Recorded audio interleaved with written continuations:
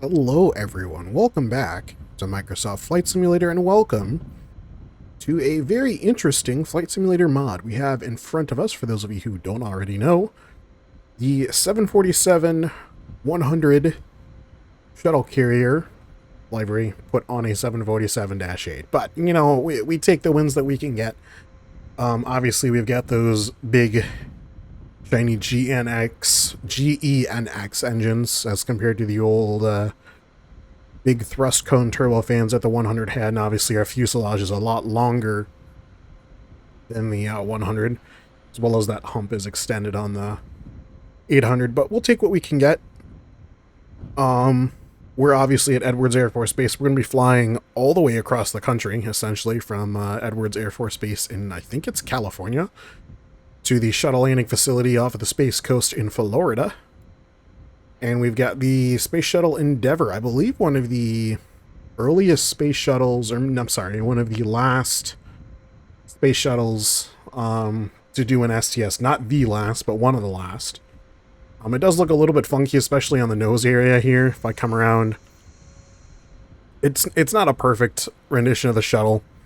Those RCS thrusters are really far apart. But, I mean, you know, again, we take what we can get. You know, it's more for a visual thing. As far as I know, this flies the same as a normal 747, but we will find out together. I have a lot of programming to do in my FMS, so I'm going to go ahead and get started on that, and I will catch back up with you guys once we're started up and ready to taxi. Alrighty, and here we are coming out to the threshold of runway 23 left. 23 right, rather, I'm sorry.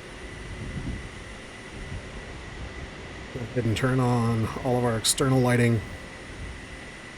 Running lights, strobes, wing lights, all of that good stuff.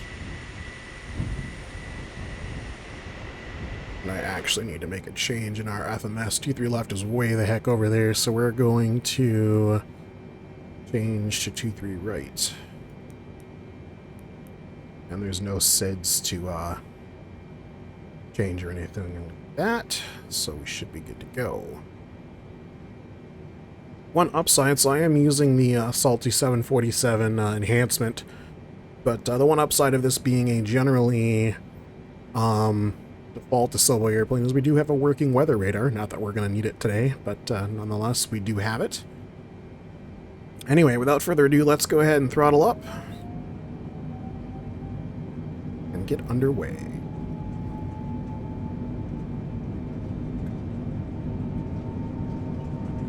Real heavy today. Obviously, we're a 747 with a fuel load as well as a additional spacecraft on our top, so we're going to need a pretty good rollout here. Rotation speed of almost 160 knots today.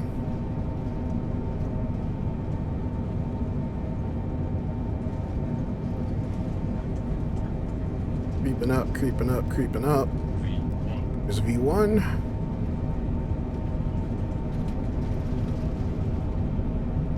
Start pulling back. There's our rotate and our V2 gone. We're fully committed to the takeoff. Take a look outside. Just barely eking into the air. Under full power. I'm going to call that a positive rate of climb, so we will go gear up. We only had a bird strike there. We'll start cranking out to the west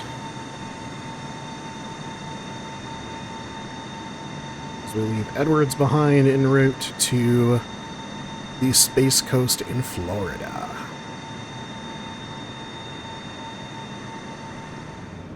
Alright, continuing outbound in our beautiful 747. Not a whole lot to report, a relatively uneventful departure. We're just busting through 16,400 feet now, holding just shy of our commanded airspeed of 270 knots. We'll roll down the vertical speed a little bit. I could use the flight level change, but we'll leave it be for now. We're nowhere near our stall speed, so we'll keep rolling here. And I think I'm just going to fast forward to our descent into the Space Coast.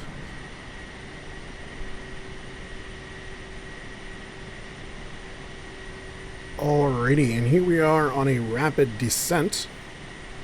You can see the Space Coast runway just below us. Overflew a little bit, didn't follow my descent vector, so we're doing a max safe rate of descent. Obviously, we've got plenty of runway to eat up, with the that being the former orbiter landing facility. So very nice, very big, long runway that we can use, which we'll probably use a good amount of in the old 747. But I think one more circle and we should be at a good altitude for landing. So I will catch up with you guys on our final approach. Alrighty, and a very laggy landing. I don't know why Flight Sim is acting the way it is. It's abysmal. I'm having sound card errors. I don't know if you guys can hear those pops or not. I do apologize. We'll do a reload of the sim after this last bit here, but high and fast on our final approach for runway, I believe it's 15. So we'll overfly our touchdown zone just a little bit and let the aircraft settle out.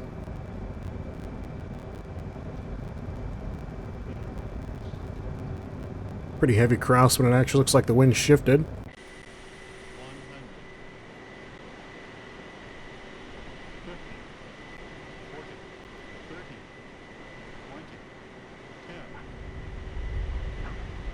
Oh, rocking and rolling.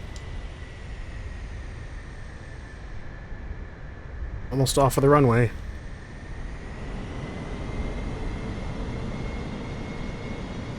Boilers did not deploy. I'll manually actuate them. Oh, they didn't deploy that. God, that was a rough landing, eh? Part of why I don't land from the outside often. Auto brakes appear to be doing their thing. And close those thrust reversers.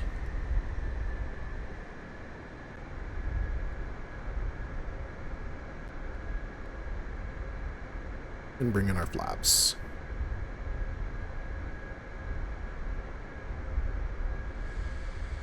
So here we are, safely landed, sort of, at the shuttle launch recovery area. Kind of overshoot our turnoff here. But nonetheless, one orbiter safely delivered. Sort of. Obviously, there's nowhere really for us to park, but that's okay. We're going to hop, do a quick reload of the sim, and then we'll look at the very last little Easter egg that this airplane has. I've actually not tried it, so we're going to find out together whether or not it actually works. But I'll be back with that after a quick reload of the sim, and then we'll close it on out from here. Okay, so with the autopilot engaged, it's actually rather difficult to meet all of those parameters, but what I'm currently doing is I'm flying with a auto throttle setting of 205 knots, as directly into the wind as I can. I'm at 12,000 feet. You just need to be above 5,000 radar, which these mountains might hurt us in a second. And I've got flaps set to 25, which is pushing the aircraft nose in between your 5 down and 3 up. Next, we need to arm the release system so we're all green. And then we've got this press to release switch here. We're going to see what that does. 3, 2, 1.